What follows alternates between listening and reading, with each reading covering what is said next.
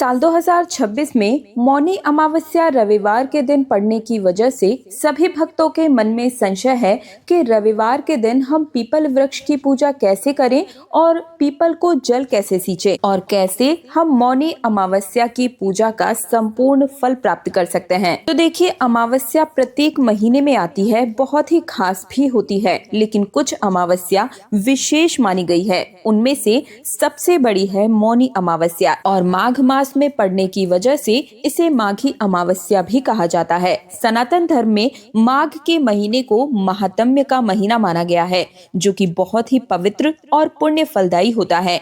ये महीना पितृदेवों को प्रसन्न करने के लिए बहुत ही उत्तम होता है। शास्त्रों के अनुसार इसी महीने में द्वापर युग का आरंभ भी माना गया था। माघ मास में अमावस्या का बहुत ज्यादा विशेष महत्व है। इस दिन पवित्र नदियों में स्नान करने से बहुत ही ज्यादा पुण्य फलों की प्राप्ति होती है। माघी अमावस्या के दिन गंगा का जल जो होता है वो अमृत के तुल्य हो जाता है। इसलिए इस दिन हो सके तो किसी भी पवित्र नदी में, गंगा आदि में आपको स्नान अवश्य ही करना चाहिए। इस दिन व्रत रखने वाले को मौन रहकर दिन भर मुनियों जैसा आचरण करना चाहिए। और देखिए, इस दिन आप चाहें तो व्रत रख सकते हैं, बिना व्रत रखे भी आप पूजन कर सकते हैं। मौनी अमावस्या के दिन आकाश के दिशा में एक सूक्ष्म मार्ग खुलता है, जिससे कि जो हमारे पितृ हैं, हमारे पूर्वज हैं, जो कि अब दिखाई नहीं देते हैं, लेकिन हमारे रक्त, हमारे घर, हमारे संस्कारों में आज भी जीवित है, वे हमारी श्रद्धा, तर्पण और श्राद्ध को स्वीकार करते हैं। आज का मौन केवल चुप्पी नहीं, यह वह मौन है जो पितरों तक पहुंचता है, जहां पर शब्द नहीं, केवल भाव बोलते हैं।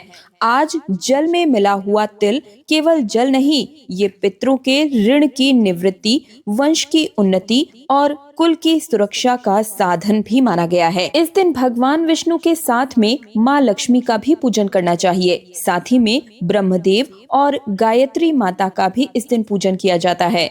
अमावस्या के दिन पीपल वृक्ष को भी विधिवत पूजन अर्चन जरूर ही करना चाहिए, उसे सींचना चाहिए और उसकी हो सके तो 108 परिक्रमा या फिर जितनी भी आप में सामर्थ्य हो उतनी परिक्रमा अवश्य ही करनी चाहिए। बहुत ही कल्याणकारी रहता है। और अगर आप पीपल के पास नहीं जा सकते हैं तो फिर आप अपने घर पर ही तुलसी जी का पूजन और परिक्रमा जरूर ही कीजिए। इस दिन हवन भी बहुत जरूरी माना गया है।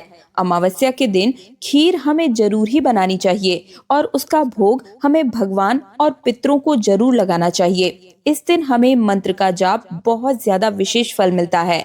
रात्रि में दीपदान अवश्य रूप से करना चाहिए और इस दिन मौन का पालन हमें बहुत ज्यादा विशेष लाभ देता है। और मौनी अमावस्या के दिन तिल दान करना, गर्म वस्त्र, अन्न, तेल, जूते, रुपए पैसे दान इत्यादि करना विशेष माना गया है। जितना चंद्रमा कमजोर होता है वह सफेद चीजों का दान करने से उतना ही मजबूत हो जाता है, जैसे कि चावल, खीर, बताशा, दूध, दही इत्यादि का दान जितना हो सके उतना जरूर ही करना चाहिए। तो देखिए, हो सके तो इस दिन गंगा या फिर किसी भी पवित्र नदी में स्नान करें और यदि नहीं जा सकते तो आप अपने घर पर ही नहाने के जल में, गंगा जल मिश्रित जल में थोड़े से काले तिल मिलाकर स्नान अवश्य ही करना चाहिए। मौनी अमावस्या एक तरीके से पर्व से कम नहीं होता है। और यदि आप गंगा स्नान के लिए जा रहे हैं या किसी भी पवित्र नदी के आसपास रहते हैं तो इस दिन आप कमर तक जल में खड़े होकर पूर्व दिशा की ओर सूर्य को अर्घ दें और दक्षिण दिशा की ओर मुख करके अपनी अंजलि में जल लेकर फिर अपने पितरों के निमित्त तर्पण अवश्य ही कीजिए। और इस प्रकार से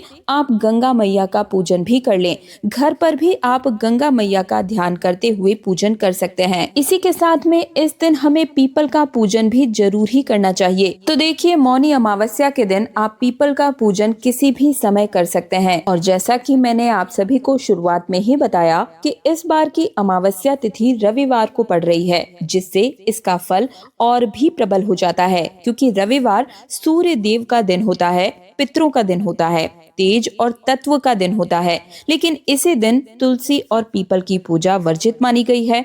पीपल को या तुलसी जी को इस दिन स्पर्श नहीं किया जाता है। तो ऐसे में पीपल या तुलसी जी का पूजन हम कैसे करें, दीप कैसे जलाएं, क्या करें क्या ना करें, सारी बातें एक एक करके मैं आप सभी को बताती हूँ। तो देखिए, मौनी अमावस्या के दिन जब भी आप पीपल वृक्ष के पास में जाएं तो सबसे पहले वहाँ पर कुछ साफ सफाई इत्यादि कर लें। और रविवार के दिन मौनी अमावस्या है, तो इस दिन हमें जल से नहीं सींचना है, केवल पूजन करना है। पूजन करने के लिए सबसे पहले हम पीपल वृक्ष के ऊपर में स्वास्तिक बना लेंगे, या फिर आप चाहें तो ओम भी बना सकते हैं। और देखिए, पीपल एक ऐसा वृक्ष होता है जिसमें सभी देवी देवताओं का वास माना गया है। इसमें ब्रह्मा, विष्णु और महेश, माँ लक्ष्मी का वास माना गया है। पीपल की पूजा करने से शनि देव भी अत्यधिक प्रसन्न होते हैं। हमारा जो शनि दोष होता है वो बहुत ज्यादा हद तक समाप्त हो जाता है। और इस दिन हो सके तो पीपल वृक्ष को सिंदूर जरूर ही लगाइएगा, या फिर आप रोली और अक्षत भी समर्पित कर सकते हैं। और जनेऊ अर्पित करना चाहिए इस दिन। और चाहे तो पीपल के चारों ओर आप कलावा या कच्चा सूत भी लपेट सकते हैं। और देखिए, मौनी अमावस्या के दिन जितना हो सके प्राचीन पीपल का पेड़ अगर आपको मिल जाए तो उसका पूजन करें। नहीं मिलता है तो ऐसी स्थिति में आपको जो भी वृक्ष मिल जाए उसका पूजन कर सकते हैं, लेकिन मौनी अमावस्या के दिन पूजन जरूर ही करना चाहिए। और फिर आप पीपल वृक्ष को भोग समर्पित करें। भोग में आप बतासा, मिठाई कुछ भी समर्पित कर सकते हैं। और इसके बाद में दीपदान करने के बाद में हो सके तो 108 परिक्रमा करें, और नहीं तो जितना आपकी इच्छा सामर्थ्य है, 11, 21, 51 जितना आपका सामर्थ्य है, इस दिन पीपल वृक्ष की परिक्रमा जरूर ही कीजिएगा। और सुबह के समय में अगर आप पूजन कर रहे हैं तो सुबह में भी दीपदान करें। और संध्या काल में इस दिन मौनी अमावस्या के दिन पीपल वृक्ष के नीचे हमें दीपदान जरूर ही करना चाहिए। और इसी के साथ पीपल वृक्ष के नीचे ही आपको शनि देव के निमित्त भी एक दीपदान जरूर ही करना चाहिए, और हो सके तो पूजन भी करना चाहिए। और इसी दिन आप पितरों के निमित्त भी पीपल वृक्ष के नीचे ही एक दीपक प्रज्वलित कर सकते हैं। नहीं तो अगर शनि देव की मूर्ति, शिला आदि वहाँ पर आसपास में है, घर के आसपास में मंदिर वगैरह है, तो आप शनि भगवान की पूरे विधि विधान से मंदिर में जाकर भी पूजन कर सकते हैं। ध्यान रहे कि इस दिन सरसों तेल का ही हमें दीपक जलाना चाहिए। और इसके अलावा देखिए, अमावस्या की तिथि है, ये तिथि अंधकार की मानी गई है, तो अंधकार को दूर करने के लिए ज्यादा से ज्यादा इस दिन दीपदान जरूर ही करनी चाहिए। इस दिन आप चाहें तो गौशाला में, यज्ञशाला में, और जितने भी देवतुल्य वृक्ष होते हैं जैसे कि वट वृक्ष हो गया, केला,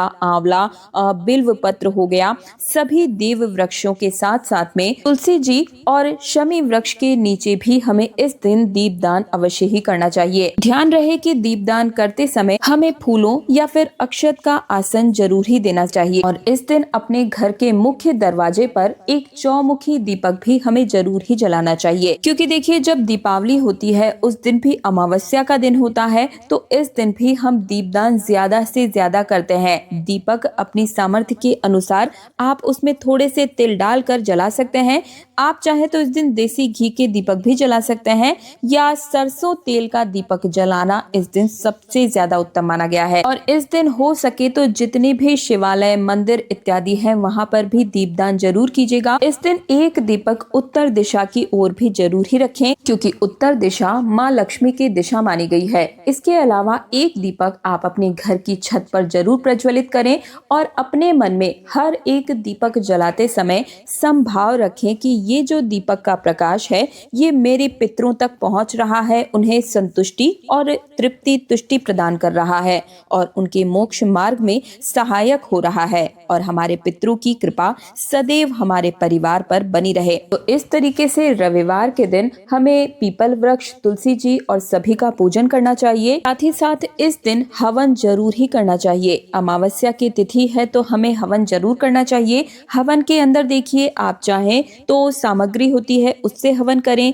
तिल गुड़ से आप हवन कर सकते हैं। मौनी अमावस्या पर, क्योंकि माघ की अमावस्या होती है, तिल गुड़ का हवन करें। और इसी के साथ में जो भी आपने भोग नैवेद्य चढ़ाया है, जैसे कि खीर पूड़ी का भोग नैवेद्य लगाया है, उसका भी आप आहुति इस दिन अवश्य ही दीजिएगा। इसी तरीके से आप अपने पितरों के नाम की भी आहुति दें।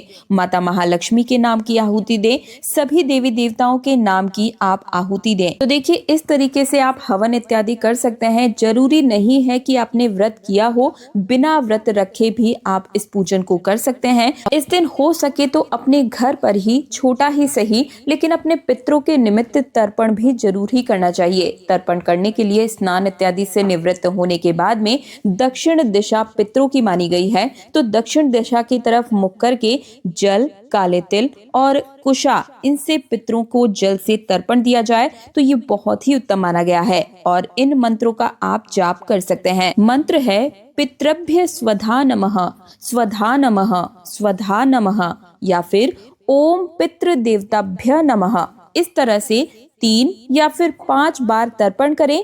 और अब सूर्य देवता को भी तांबे के लोटे में जल, अक्षत, लाल पुष्प और लाल चंदन डालकर जल अर्पित इस दिन जरूर करें। और जल समर्पित करते समय ओम भास्कराय नमः या फिर गायत्री मंत्र का जाप करें। इसके बाद में घर के मंदिर में आप जिस तरह से पूजन इत्यादि करते हैं, उस तरीके से भी सुबह के समय में पूजन कर सकते हैं। और दीप दान आप चाहे तो सुबह या फिर संध्या काल यानी कि गोधूली बेला में तो जरूर ही करना चाहिए। इस दिन हो सके तो मौन व्रत धारण करें, ज्यादा नहीं तो कम से कम 1.25 घंटे तक मौन जरूर ही रहना चाहिए। बहुत ही पुण्यदायी रहता है और ये मौन हमारे पितरों तक पहुंचता है। और ये जो दीपदान है वो उन्हें आने वाले मार्ग को प्रशस्त करने में उजाला यानी कि रोशनी प्रदान करता है। तो ये थी मौनी अमावस्या से जुड़ी हुई संपूर्ण जानकारी। रविवार के दिन पूजन से जुड़ी हुई और भी कोई मन में संदेह है तो मुझे कमेंट सेक्शन में जरूर पूछिएगा।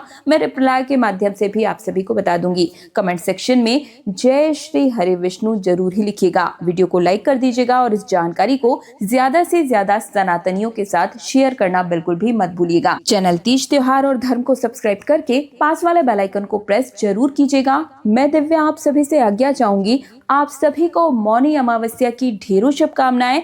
हरे रामा हरे कृष्णा।